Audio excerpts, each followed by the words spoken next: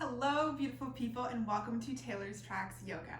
This is a place where we come to our mats to feel great about ourselves, our minds, our bodies, and our souls, both on and off the mat.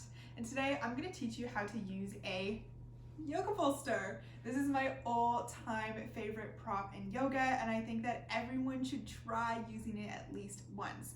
The best part about yoga bolsters is that even if you don't have one, you can use a stiff blanket or towel and roll it up into a cylinder-like shape like this.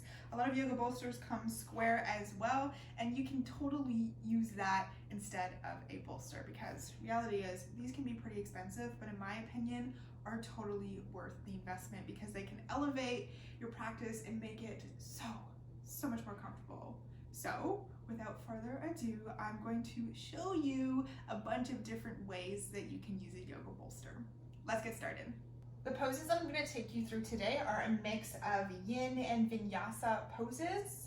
So you can incorporate them into either one of your practices, though more typically you'll find a bolster in a yin yoga class. First up, we've got child's pose. So for this variation, bring your knees to the outer edges of your mat and then use the bolster in front of you to support you to get nice and cozy. Allow your entire upper body to relax onto the bolster. And the important thing here to make things extra comfortable is to notice how close or far you like the bolster from your groin. Personally, I like it a little bit farther away, so it's supporting above my belly and my head so that I can breathe deeply into my belly and still have those really nice deep breaths without having the bolster right there as something to lay on. Though some people really like this as well. And then as you're here, get cozy. Another option in child's pose is to also take the bolster behind. This is great if you have tight hamstrings, and to sit onto the bolster. This bolster is kind of thick, so if you have a rolled blanket, towel, or one that is not quite as firm as this one, it might feel a lot better as well. Another way to use your bolster is in meditation pose. So if you are just practicing with a bolster and don't have any sort of blocks, but you like your hips to be elevated, use the bolster instead of a block to sit back on, cross your legs, and then allow yourself to be at ease. This can really help your hips to feel more open, as well as to keep your spine in a straighter position. A favorite for many is to use the bolsters to support the spine. So you can do this in a couple of poses. First one I'm going to demonstrate is reclined butterfly. So bring the soles of your feet together and then bring the bolster to the base of your spine, so right up against your booty. Make sure it's straight out behind you and then allow your upper body to relax onto the bolster. This creates a chest opener while you're also in reclined butterfly.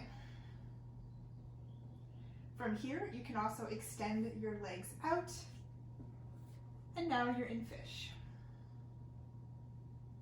You can use this in Shavasana as well to create a chest opener too if it feels comfortable on your back. Now for this next pose, you can use a wall or not. It can be legs up the wall or it can be waterfall. The difference is that one uses a wall and one doesn't. All you need to do is take the bolster horizontally, come into a bridge pose, and as you lift your hips, don't be quite as awkward as me, bring it in from the side. Place the bolster under your hips, and then allow your feet to reach towards the sky. Here you can bend your legs as much as you can, and having the bolster under is A, a lot more comfortable than a block, and B, pushes your hips a little bit back, which can feel a lot more natural to have your legs up. Now if you're against a wall, you'll probably have your legs completely flush, and then you can bring them as far or as close together, or if you're just in waterfall, allow your knees to bend as much or as little as feels good. Now in a vinyasa practice, this next pose is seated forward fold, but in yin, it's caterpillar pose. Either way, a bolster feels good, especially for those who don't have much bend in their forward bends. This can A, make it more comfortable, and B, give you something to rest on. So there's a number of ways that you can use a bolster here. You can prop it up on one end and then use the top end to rest your head on, and voila. This is really great if you can't bend further forward, and then in yin, as you stay in the pose for longer, you can move it out and allow yourself to fold more forward as the pose progresses for you. You can also place it between your legs or on your legs and just use it to rest. Might be nice to put a block here as well.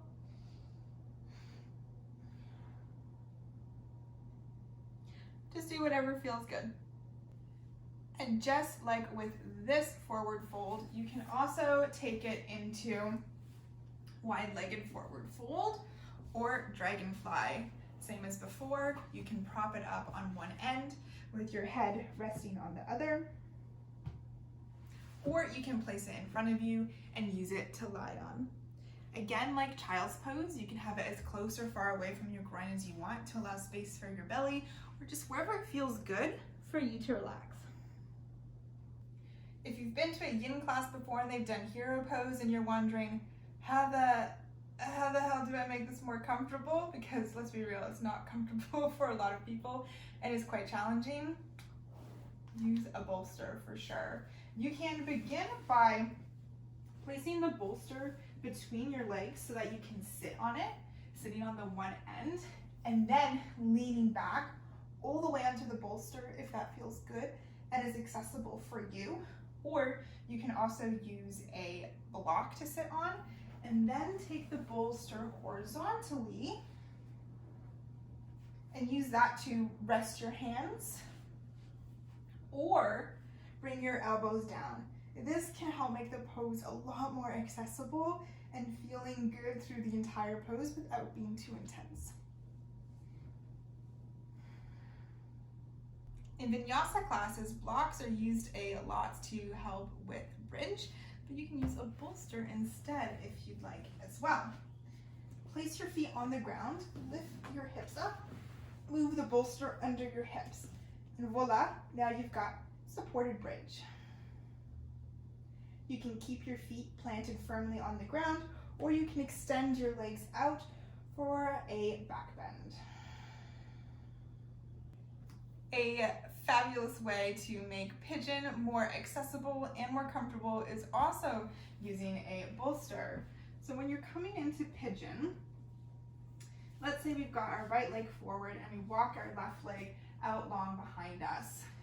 If you've got tight hips and glute muscles and you're not touching the ground, if you're farther away than I am, it would be a great option to place a bolster, perhaps one that's not as firm, under so that you're not sinking so much into that hip and you're more supported. You can also use a block here instead.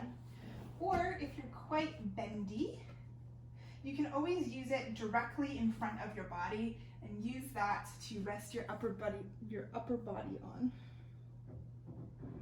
And similarly to pigeon pose, you can use the bolster in deer as well. Deer is a yin pose where you have your front leg parallel to the top of the mat and your back leg parallel to the side of the mat. And from here, you can use the bolster in front of you to lean forward on and use as a pillow. You can even bring it up onto your leg too if that feels better. Or you can adjust it in whichever direction feels good for your body, but it just adds a lot of extra comfort. In puppy pose, a bolster can be used multiple ways as well. You can A, use it to provide some padding and to bring the ground a little bit closer to you. So for that case, you're going to want to have the bolster under your chest so you're not melting quite as far to the ground. Make sure your hips are stacked over your knees. This may require a little bit of adjustment, and it may require seeing where it fits, or it feels best to place it in regards to your chest. If you have a large chest, it may feel quite constricting, so you may want to put it just over your rib cage. Then just extend your arms out long, and you can bring your head down to the mat. You can also intensify this pose by bringing the bolster farther ahead and place your hands and wrists onto it as well, so that you have more space to melt your chest towards the mat. And this is going to give you more of a shoulder stretch as well. Again, this one takes a little bit of adjusting so that you can make sure your hips are over your knees. Next up is dragon, which is what lizard is in vinyasa. And when you're holding dragon, it can get pretty uncomfortable pretty fast, especially if you're not as flexible in the hips. So using a bolster can help by, first off, giving you more elevation so that your hands aren't fully on the ground, and you have a bit more space to allow your hip to melt towards the ground. Or you can use it for your elbows, which is a lot more comfy than blocks. Or you can also use it to completely lay down on as well, if you have that space in your body to do so. And last but certainly not least, using a bolster in Shavasana can feel so good. I recommend placing it horizontally just under your knees, as this will release a lot of lower back tension and just feel really good for your lower back. And that's all of the yoga poses with a bolster that I have for you today. If you use a bolster in any other way, drop a comment below, because I would love to know and learn even more ways. Because like I said in the beginning, a yoga bolster is my favorite prop, and I honestly believe is life-changing in your yoga practice. So even if you don't have one, grab that towel or blanket, roll it up, try it out for yourself, and see just how comfortable it is. I release a new yoga video every Thursday, and if you want more yoga tips and yoga flows, you can always visit taylorstracks.com. Don't forget to subscribe, and I'll see you again next week.